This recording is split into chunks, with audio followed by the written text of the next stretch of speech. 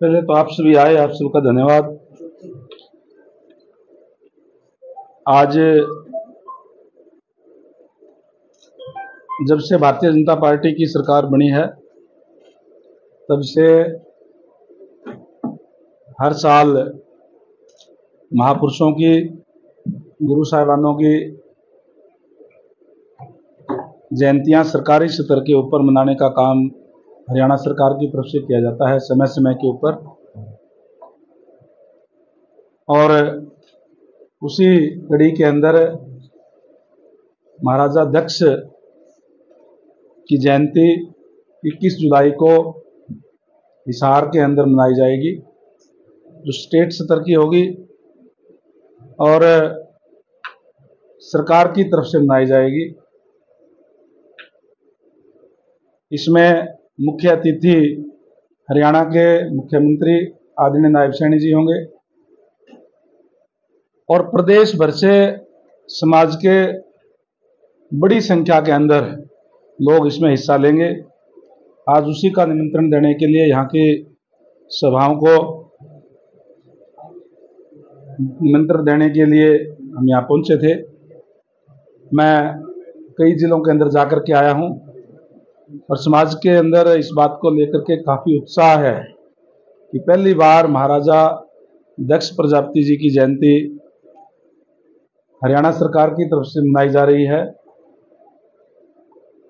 इसको लेकर के काफ़ी उत्साह है और मैं समझता हूँ कि एक बहुत बड़े कट उस दिन हिसार के अंदर होगा, क्योंकि हमारे मुख्यमंत्री आदरणीय नायब सैनी जी ने जहां हर वर्गों के लिए कार्य करने का काम किया है, लगातार उनको साथ लेकर के चल रहे हैं।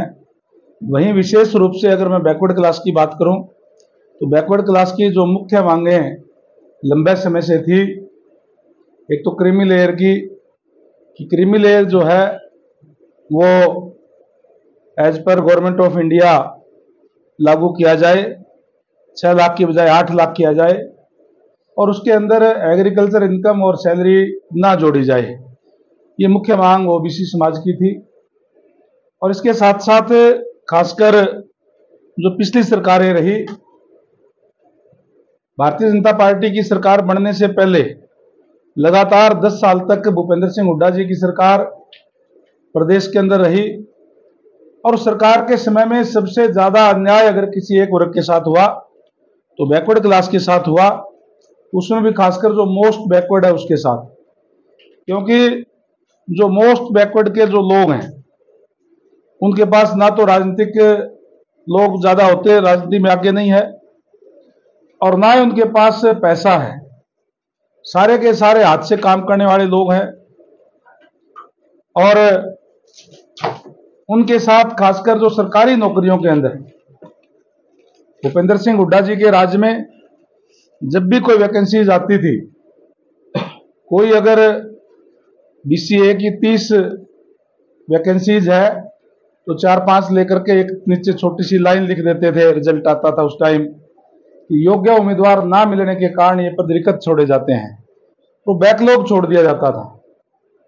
उन लोगों को योग्य घोषित करने का काम किया कांग्रेस के राज में। जो लोग जन्मजात स्किल्ड होते हैं, सारे हाथ से काम करने वाले लोग हैं, चाहे कोई कारपेंटर का काम करता है, कोई लोहे का काम करता है, कोई कपड़े सिलने का काम करता है, कोई बर्तन बनाने का काम करता है, यानी सारे के सारे हाथ से काम करने वाले लोग हैं। मैं एक बात दावे के साथ कह सकता हूं कि जब से भारतीय जनता पार्टी की सरकार आई है, मैं इसके लिए धन्यवाद भी करूंगा। पहले आदरणीय मनोहर लाल जी के नेतृत्व में सरकार चली और अब नायब सैनी जी के नेतृत्व में है। एक भी वैकेंसी के अंदर जहां बैकवर्ड क्लास के लोग, कहां तो ये कहते थे कि जो बैकवर्ड का कोटा है उसमें ही योग्य उम्मीदवार नहीं मिले, आज उनको ट्रांसपेरेंसी के आधार पर मौका दिया गया है। आज जो बैकवर्ड क्लास के बच्चे हैं वो जनरल के अंदर भी अपना स्थान बना रहे हैं। एक भी वैकेंसी कोई बैकवर्ड क्लास के कोटे की किसी भी एडवर्टाइजमेंट के अंदर जो खाली नहीं रही, सारी की सारी भरी गई है। ये केवल और केवल कांग्रेस के समय में ये अन्याय करने का काम किया था इसलिए ये होता था। अदरवाइज बच्चे तो पहले भी पढ़ते थे, आज भी पढ़ते हैं। पूरे हरियाणा प्रदेश के अंदर ट्रांसपेरेंसी के आधार पर नौकरियां देकर के युवाओं के अंदर एक विश्वास कायम करने का काम किया है। और मैं इस बात के लिए धन्यवाद और बधाई देना चाहूंगा हमारे सरकार के मुखिया नायब सैनी जी को, जिन्होंने 23 जून को गुड़गांव के अंदर मीटिंग बुला करके ये घोषणा की कि जो क्रीमी लेयर की मांग जो ओबीसी समाज की है उसको as per government of India कर दिया जाएगा 8 लाख, और उसमें एग्रीकल्चर की और सैलरी की इनकम जो नहीं जोड़ी जाएगी। उसके साथ साथ उन्होंने ये भी घोषणा की कि जो बैकलॉग कांग्रेस के समय में रह गया था उस बैकलॉग को भी अभी जल्दी ही हम वैकेंसियां निकाल करके उसको भरने का काम करेंगे। जो बैकवर्ड के साथ जो धोखा हुआ था, जो अन्याय हुआ था, उसकी भरपाई करने का काम भी जो है हमारी सरकार करेगी। और इसके साथ साथ जो एचकेआरएन की भर्ती है उसके अंदर भी 27% कोटा ओबीसी का होगा। तमाम घोषणाएं करने का काम किया, जिससे आज समाज के अंदर, बैकवर्ड समाज के अंदर बहुत बड़ा उत्साह है। और मैं समझता हूं कि बड़ी संख्या में 21 जुलाई को आकर के नायब सैनी जी का धन्यवाद भी करेंगे और महाराजा दक्ष जयंती मनाने का काम करेंगे।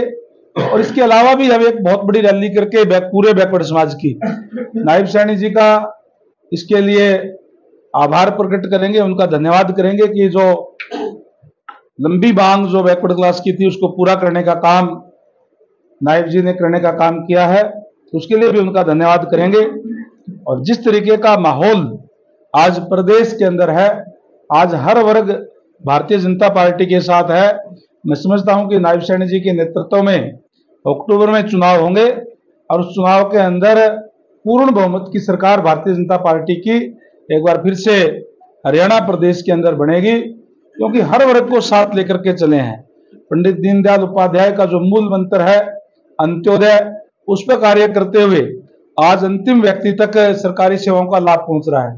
चाहे आयुष्मान कार्ड की बात हो और चाहे बीपीएल कार्ड धारक जो है उनको लाभ देने की बात हो, जहां पूरे देश के अंदर 1,20,000 जिसकी सालाना इनकम होती है उसका बीपीएल कार्ड बनता है, वही हरियाणा प्रदेश के लोगों को ज्यादा फायदा मिले, इसके लिए हरियाणा सरकार ने अपने खजाने से पैसे देकर के उस आय सीमा को 1,80,000 रुपए करने का काम किया, जिससे और ज्यादा लोगों को लाभ आज उसका मिल रहा है। और जिनकी इनकम 1,80,000 है उनका चिरायु हरियाणा के नाम से कार्ड जो बनता है, हेल्थ का कार्ड, जिसे 5 लाख रुपए तक का इलाज उनका फ्री किया जाता है। और इसी तरीके से चाहे गरीब व्यक्तियों को प्लाट देने की बात है, माननीय मुख्यमंत्री महोदय ने इस बात की घोषणा की है कि जहां जिस पंचायत के पास प्लाट है वहां 100 गज के प्लाट देंगे, और जहां प्लाट नहीं है जिस पंचायत के पास, वहां उनको 1-1 लाख रुपया डायरेक्ट उनके खाते में जाएगा, ताकि कोई छोटा मोटा मकान प्लाट वहां लेकर के अपना मकान बना करके हर आदमी हरियाणा प्रदेश का रह सके। किसी को इस बात की दिक्कत और परेशानी नहीं होनी चाहिए कि उनके पास आज कोई घर नहीं है। तो ये तमाम योजनाएं भारतीय जनता पार्टी की है और आज मैं समझता हूं कि हर वर्ग बीजेपी के साथ है और आने वाले चुनाव के अंदर हम बहुमत से सरकार हरियाणा प्रदेश के अंदर बनाने का काम करेंगे। गंगवा जी, आपने ओबीसी क्रीमी लेयर की बात करी, ये चुनावी शिगुफा ही बन के रह गया। जो जितना बेनिफिट एडमिशन एजुकेशन इंस्टीट्यूट में मिलना था, ना तो अभी तक नोटिफिकेशन हुई, तब नोटिफिकेशन होगी, एडमिशन प्रोसेस जा चुके हैं। ओबीसी समाज को फायदा कब मिलेगा? सरकार आएगी नहीं आएगी? तो ये तो चुनावी शिगुफा तक ही रह गया। देखिए, चुनावी शिगुफे छोड़ने का काम कांग्रेस पार्टी तो कर सकती है, हमने कभी नहीं किया। ट्रांसपेरेंसी के आधार पर नौकरियां शुरू की तो कोई चुनाव के समय में नहीं की।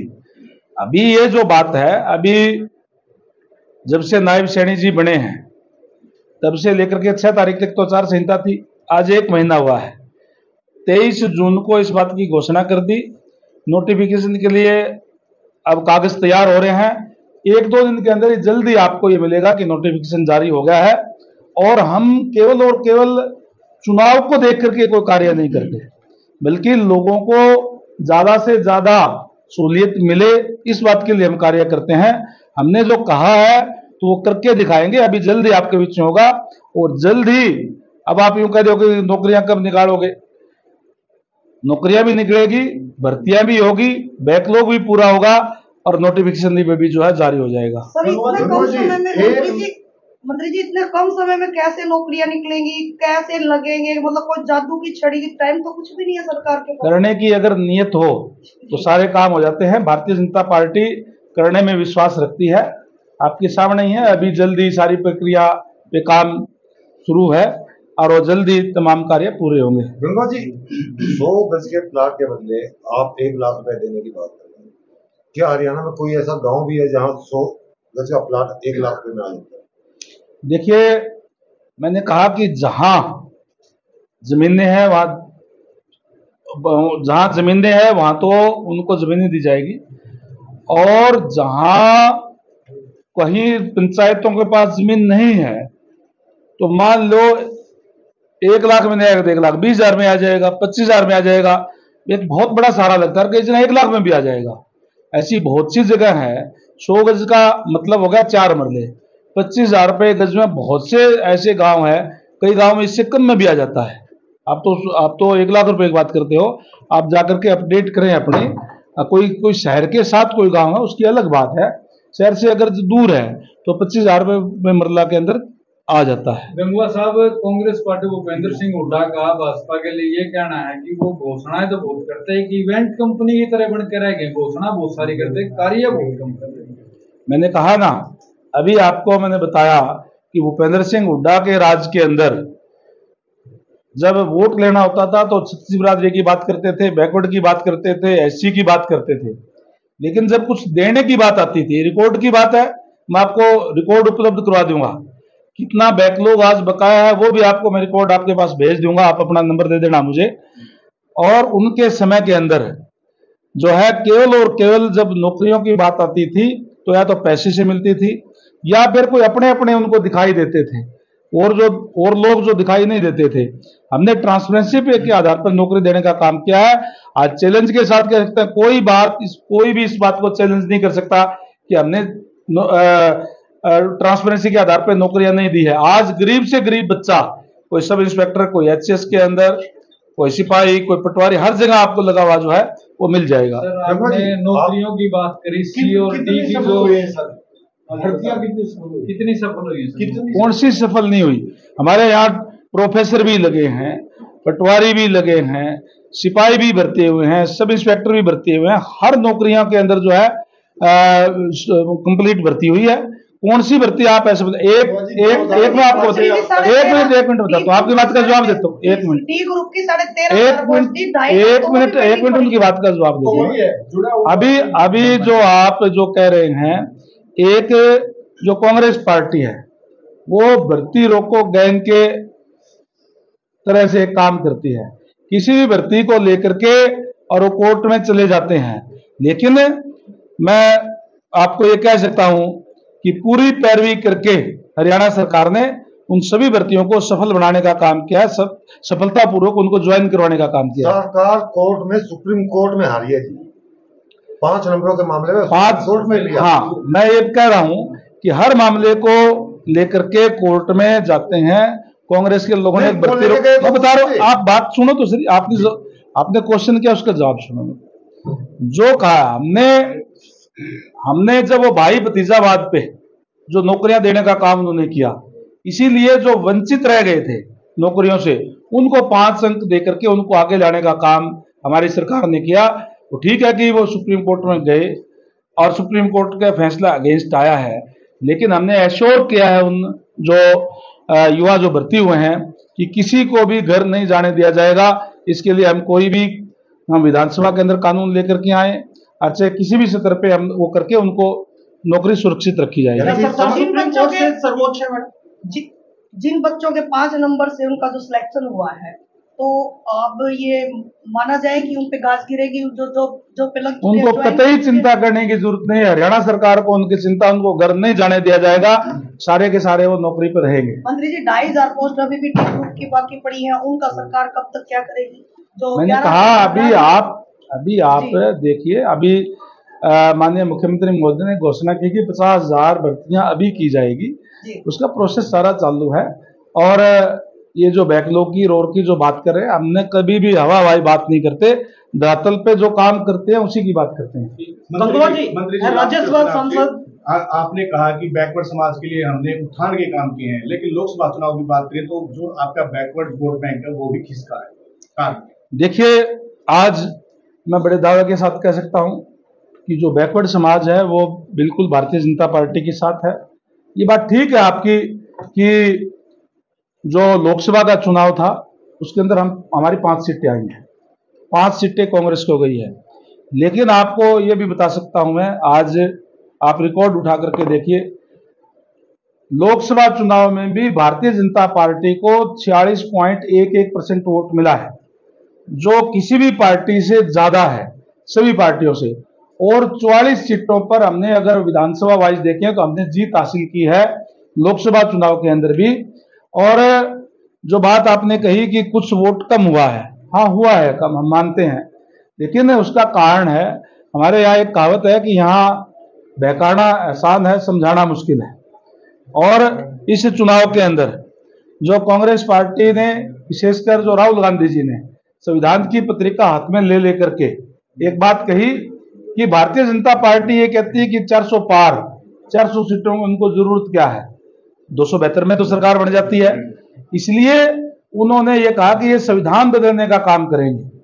कहीं न कहीं ये बात उन्होंने लोगों के मन में डालने का काम किया, और इसलिए उस जो भ्रमजाल उन्होंने फैलाने का काम किया, उससे थोड़ा वोट का नुकसान हुआ। और आज हमारा जो वर्कर है, हमारे पार्टी के कार्यकर्ता है, वो वार्ड स्तर पे जाकर के, गांव में जाकर के उनकी पोल खोलने का काम कर रहे हैं कि वो लोग संविधान बदलने की बात कर रहे हैं जिन्होंने अपने समय में संविधान की धज्जियां उड़ाने का काम किया। लोगों को याद है 1975 का वाकया भी, जब उन्होंने इस देश के अंदर इमरजेंसी लगा करके और जो संविधान है उसके परखच्चे उड़ाने का काम जो है इन्होंने किया। उस समय में इतने जुल्म और जातियां देश के लोगों पर अंग्रेजों के समय में भी नहीं हुई जितनी इन्होंने इमरजेंसी के दौरान करने का काम किया। राज्यसभा सांसद की जो चुनाव की प्रक्रिया है, दुष्यंत जी भूपेंद्र हुड्डा को कह रहे हैं कि आप चुनाव उम्मीदवार उतारिए, भूपेंद्र हुड्डा दुष्यंत जी को कह रहे हैं आप उम्मीदवार उतारिए। बीजेपी की स्थिति को देख के क्या बयान है आपका? अब उनके बयानों से आपको अंदाजा नहीं लगा कि बीजेपी की स्थिति क्या है। जब वो कहता है भाई हमारे पास नंबर नहीं, वो कहता है हमारे पास नंबर नहीं, हमारे पास पूरे नंबर है, तो वो तो एक तरीके से निर्विरोध ही हो जाएगा फिर, और बाकी क्या रहेगा, क्योंकि आज उनके पास नंबर नहीं है। गंगवा जी, आप विधानसभा उपाध्यक्ष हैं, जेजेपी ने 2 विधायकों के खिलाफ डिफेमेशन की याचिका डाल रखी है, उस पर फैसला कब तक आएगा? देखिए, उसका फैसला वैसे तो स्पीकर साहब उसको देखते हैं, और जहां तक उनके विधायकों के खिलाफ की बात है, वो बात ये होती है कि कोई भी अगर विधायक विद इन हाउस अगर व्हिप का उल्लंघन करता है तो उसके खिलाफ कार्रवाई की जाती है। बाकी उन्होंने जो भी दिया वो तथ्य देखेंगे, तथ्य देख करके उसके बाद फैसला होगा। एक तरीके से वो स्पीकर की कोर्ट होती है, कोर्ट वो निर्णय करती है, वो दोनों तरफ से तथ्य मांगे जाते हैं। अब कोई चीज अगर उन्हें उपलब्ध कराई है तो दूसरा पक्ष की भी सुनवा करके उसके बाद उससे फैसला लेंगे। लेकिन 1.5 महीने में कोई उस पर सुनवाई अभी मैंने कहा ना, अभी कोई उस पर एक ही प्रक्रिया है, एक किसी ने किसी पे आरोप लगा दिया तो दूसरे को उसको सफाई देने का मौका तो मिलेगा ना।